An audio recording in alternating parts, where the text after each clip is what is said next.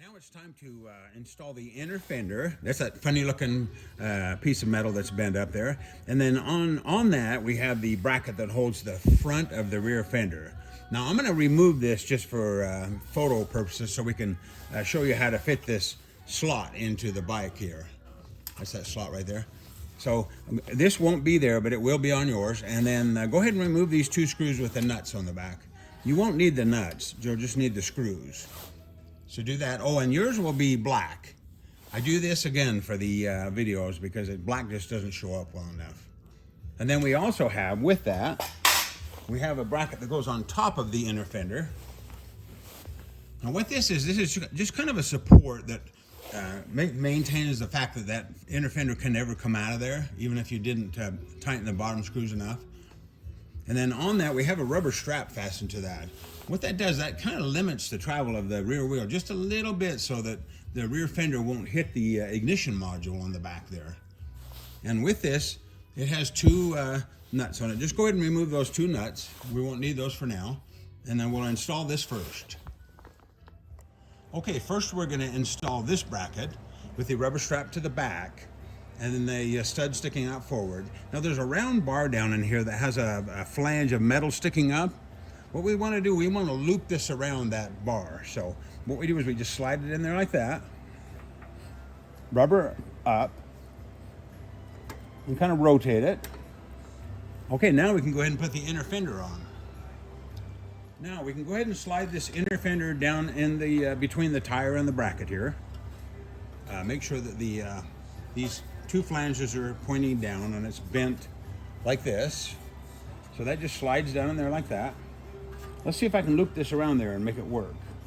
Okay, what we want to do, we want to hook up the screws first, and then just lift it up, rotate it and lift it up, and it'll fit over that little flange. And that's what it looks like. You see it moving there? The flange is sticking up through that square hole, and the studs are sticking out. We'll go ahead and put those nuts on there. We'll just leave them a little bit loose for now, and then we'll tighten that in this sequence I'll show you now. Okay, I put these nuts on the top here. Now I just put those on loosely so there's a little bit of movement in there still. Now what we want to do, we want to put the bottom screws in first and snug those up, and then do these top screws last.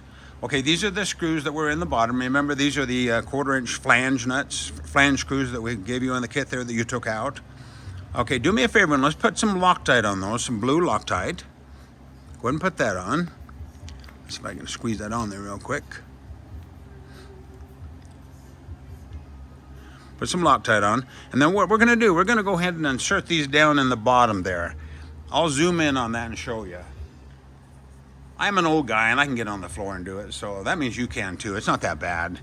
And now do me a favor, when you tighten these up, be sure you push down on the top here.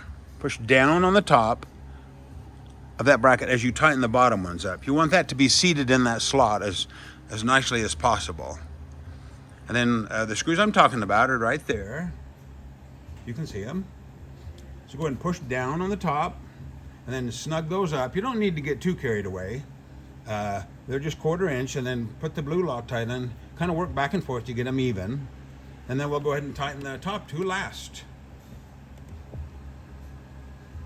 Okay, another quick view of the most important part of this whole process is to make sure that this inner fender is pushed down so that that little flange is sticking up, and there should be a gap there. You want that inner fender down as far as possible as you can get that way. Once you tighten everything up, it should be ready to roll.